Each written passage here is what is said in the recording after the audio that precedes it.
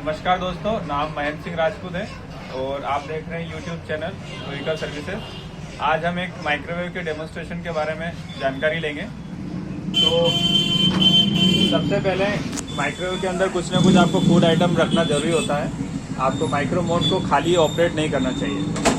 तो मैंने जैसे कि आप देख रहे हैं यहाँ पे पानी का ग्लास रखा हुआ है, इसमें पानी भी भरा हुआ है। तो कभी भी जैसे जस्ट खाना गर्म करना है आपको, तो ओनली स्टार्ट बटन दबाएंगे तो खाना गर्म होना स्टार्ट हो जाएगा।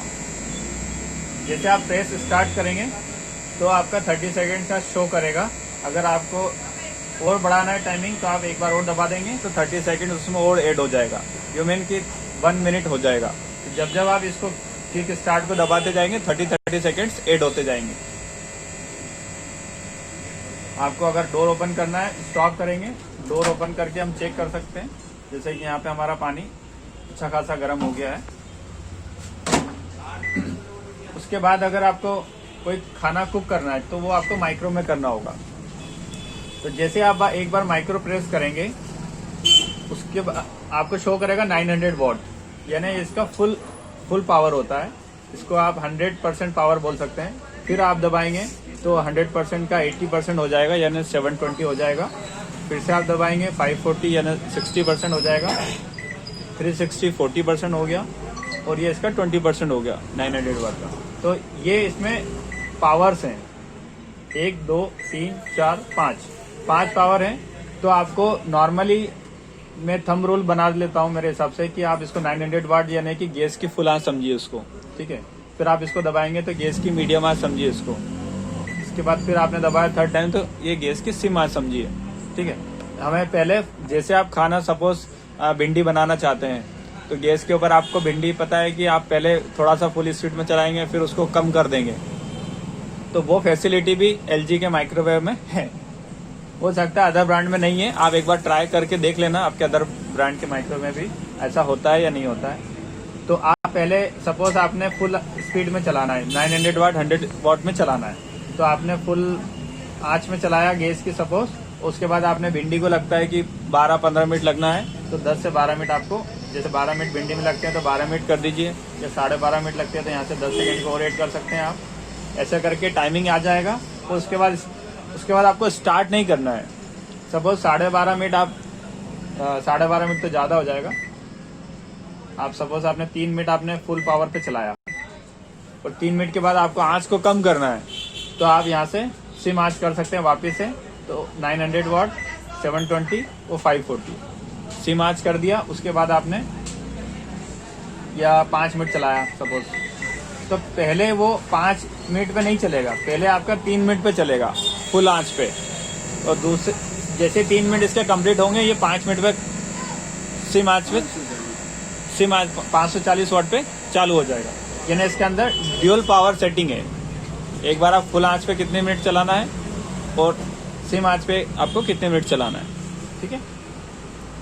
तो ये इसको ड्यूल पावर सेटिंग बोलते हैं। आप ऐसा भी इसमें कर सकते हैं, ठीक है। ये फीचर्स बहुत कम लोगों को पता होता है।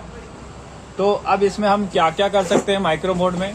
माइक्रो मोड में आप जितनी भी ड्राई आइटम होता है जैसे थूली हुआ, ठीक है, और थूली हुआ, रवा हुआ, इस तरह की चीज़ों का आप सेक सकते हैं। तो कई लोग बोलेंगे भैया सिकाई तो ग्रिल में होती है। तो ऐसा आइटम जिसमें वाटर कंटेंट नहीं है उसको आप इसे माइक्रो में सेकना वर्ड में यूज़ कर सकते हैं। जैसे पापड़ सेकना है, ठीक है, काजू सेकना है, मखाने सेकना है, ठीक है। इनमें कोई वाटर कंटेंट नहीं होता है, पानी के अणु नहीं होते हैं इसमें, ठीक है।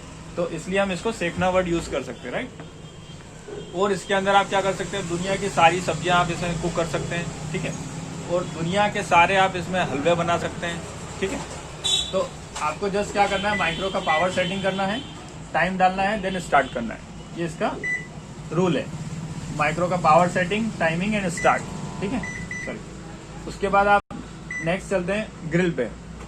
तो ग्रिल का जो है क्या काम आता है, ग्रिल में जस्ट एक हीटर काम करता है।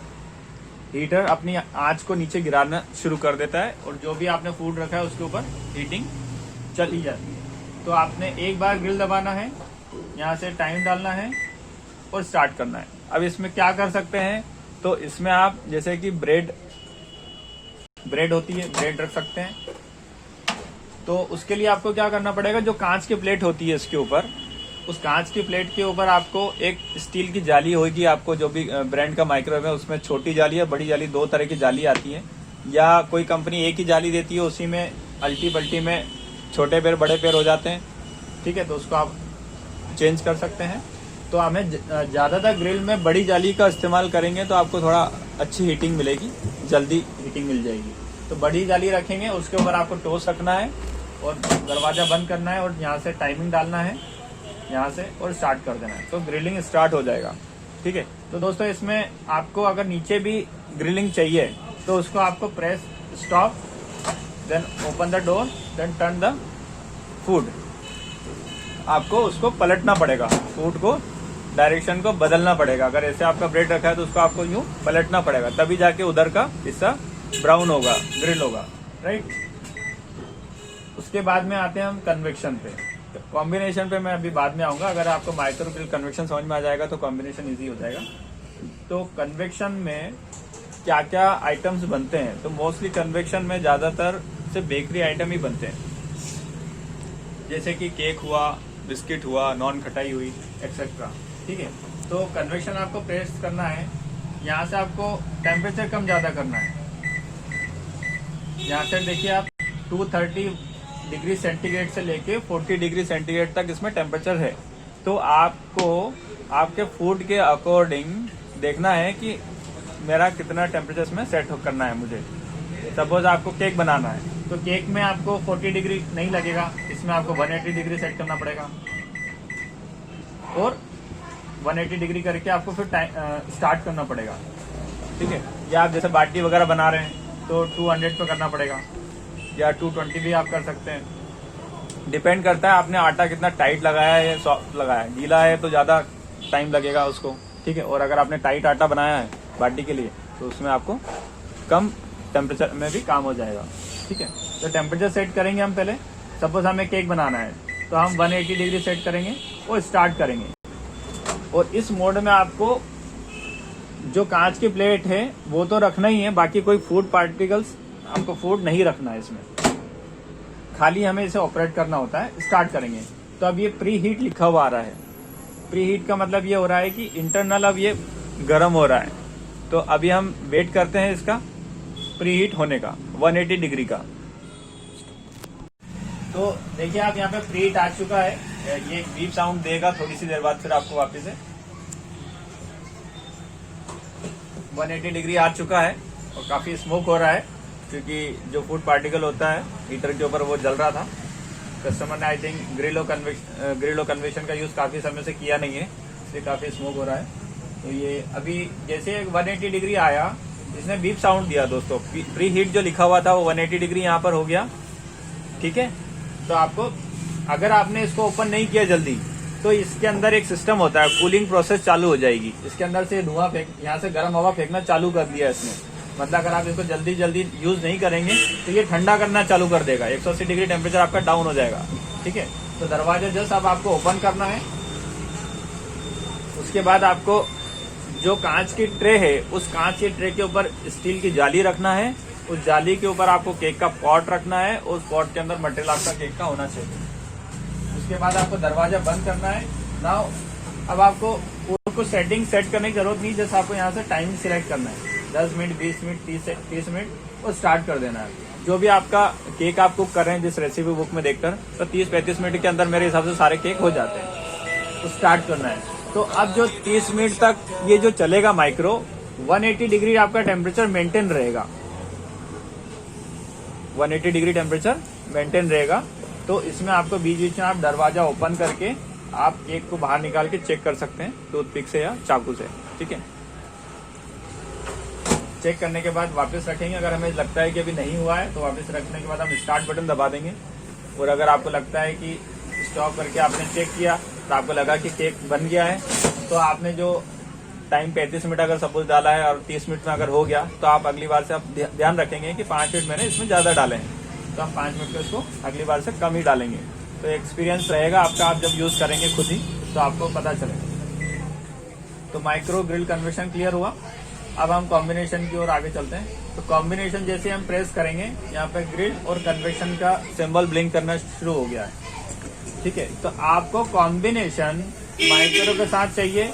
माइक्रो तो चलेगा ही चलेगा, माइक्रो के साथ आपको ग्रिल का कॉम्बिनेशन देना है या माइक्रो का आपको कन्वेक्शन के साथ कॉम्बिनेशन देना है। ठीक है, सपोज मुझे माइक्रो ग्रिल चलाना है, तो ग्रिल दबा दिया मैंने।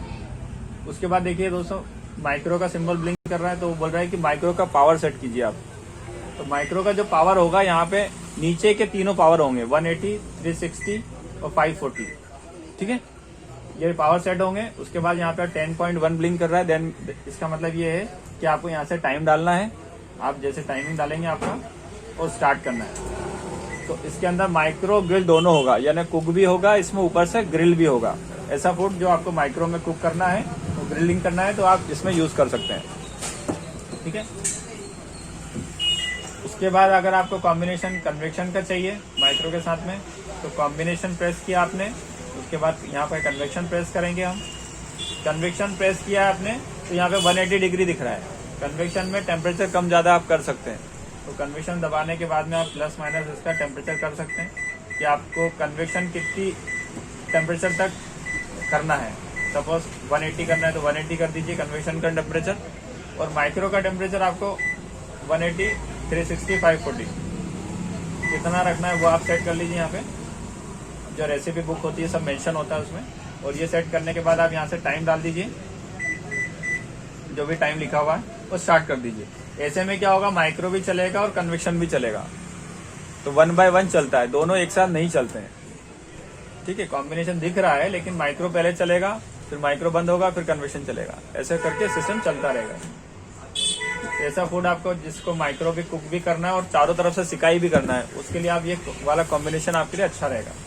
उसके बाद आपको यहाँ देख रहे हैं ब्लू ब्लू बहुत सारे बटन्स हैं, ये ऑटो मेन्यू होते हैं। इनका बहुत ज़्यादा इम्पोर्टेंस है नहीं, क्योंकि कंपनी देती तो है लेकिन उतना मेजरमेंट का सारा सामान, अगर आप ऑटो मेन्यू सिलेक्ट कर रहे हैं तो उसके लिए आपको कंपनी की मैनुअल बुक होना चाहिए आपके पास में। उस मैनुअल बुक में हेल्थ प्लस 1, 2 नंबर सब लिखे हुए हैं। सपोज 2 में उसमें रवा लिखा है, या यहाँ पे शॉर्टकट कीज भी दे रखी है।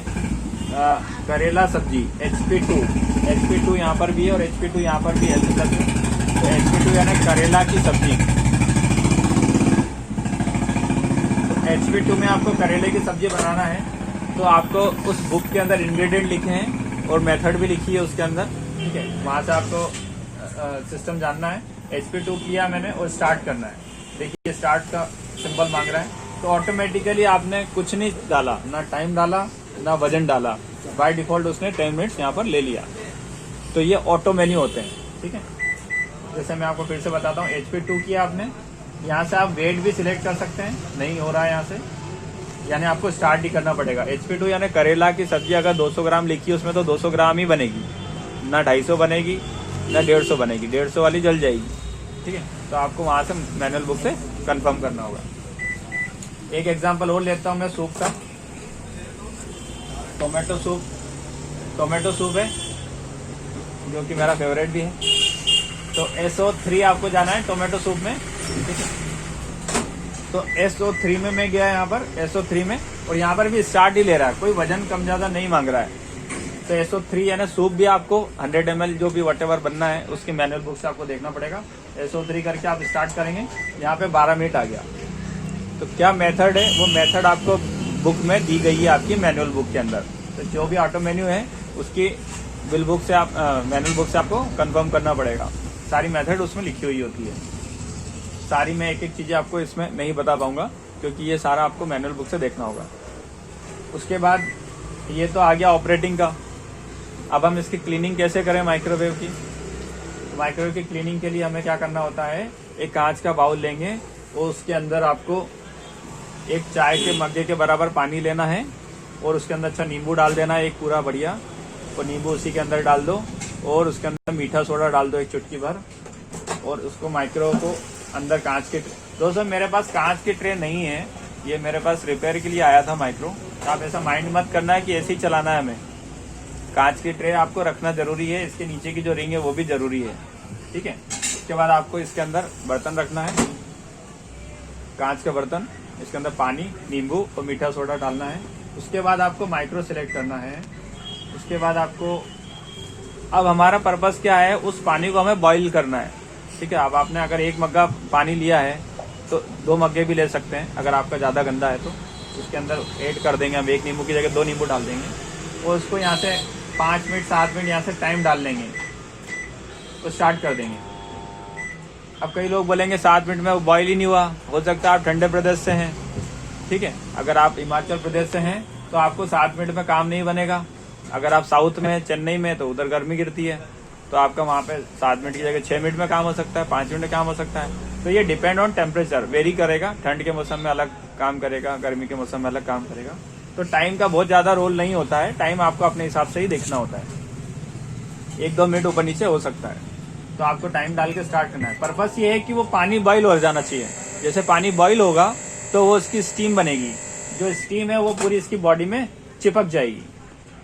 पानी जो है उसकी स्टीम चिपक जाएगी और जो गंदगी है वो नरम हो जाएगी स्टीम के कारण। उसको आपको एक साफ तौलिए से इसको क्लीन कर लेना है। ठीक है, एक तरीका ये हो गया। बाहर आप कोई भी गीले कपड़े में हल्की से साबुन लगा के और कर सकते हैं क्लीनिंग। ठीक है, कांच की भी क्लीनिंग कर सकते हैं। इस टच को थोड़ा सा बचाएं। अगर आपको टच को साफ करना है तो एकदम बिल्कुल पानी बिल्कुल उसमें नहीं होना चाहिए, खूब अच्छा निचोड़ लें, उसके बाद इसको साफ करें।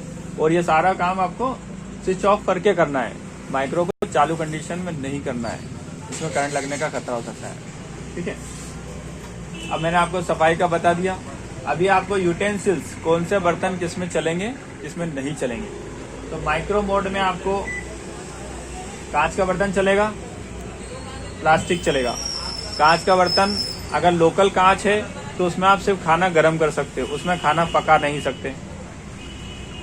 ठीक है, और अगर हेवी ग्लास है यानी माइक्रोवेव सेफ ग्लास है तो उसको आप किसी में भी यूज कर सकते हैं, माइक्रो में भी यूज कर सकते हैं, ग्रिल में भी कर सकते हैं, कन्वेक्शन में भी यूज कर सकते हैं। ठीक है, उसके बाद में आपको माइक्रो मोड पे प्लास्टिक यूज कर सकते हैं, प्लास्टिक, लेकिन उसके अंदर वो भी माइक्रोवेव सेफ प्लास्टिक होना चाहिए। दोस्तों, कई मैंने लोगों को देखा है कि वो लोग जो होटल पे प्लास्टिक मिलता है, जो सब्जी आती है उसी के अंदर खाना गर्म कर लेते हैं। तो उस तरह की चीजें हमें नहीं करना है।